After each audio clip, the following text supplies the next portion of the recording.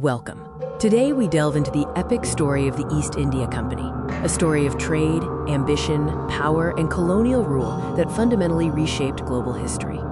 The East India Company, or EIC, started as a simple trading venture, but grew into a powerful political and military force, eventually governing vast regions of the Indian subcontinent.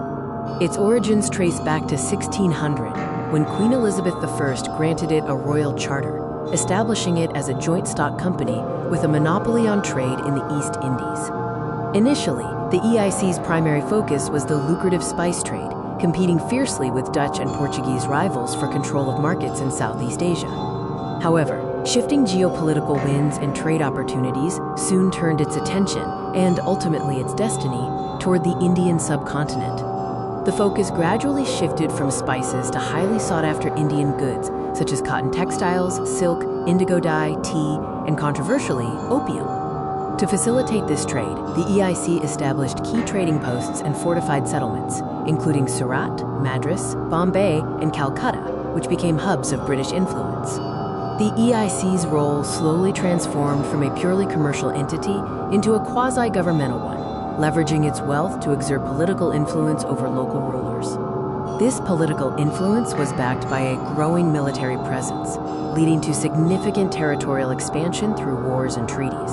A pivotal moment was the Battle of Plassey in 1757. A victory here marked the beginning of the EIC's direct territorial rule over Bengal, opening the door for future conquests.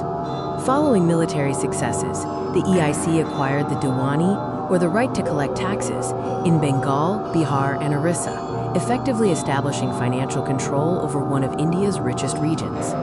The company utilized its own private army, largely comprised of Indian soldiers known as sepoys, to enforce its political and economic control across vast and expanding territories. The rule of the East India Company brought about profound and often devastating economic and social changes to the subcontinent. The EIC system led to the exploitation of Indian resources, favoring British commercial interests, and leading to the decline of many traditional local industries and craftsmanship. The company introduced new administrative, revenue, and legal systems, which were often structured to solidify their power and extract maximum profit, fundamentally altering local governance. The EIC's power, though immense, was not absolute or permanent, eventually succumbing to mounting internal and external pressures. Reports of mismanagement and corruption led the British government to impose regulatory acts, gradually eroding the company's independence and authority.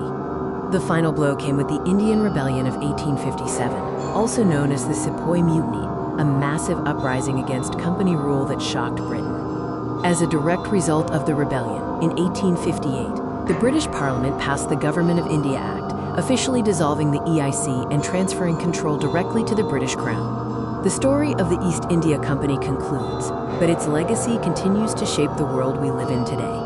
The EIC left an indelible mark on the Indian subcontinent, establishing foundations that influenced modern India, while profoundly shaping global trade networks and the history of the British Empire.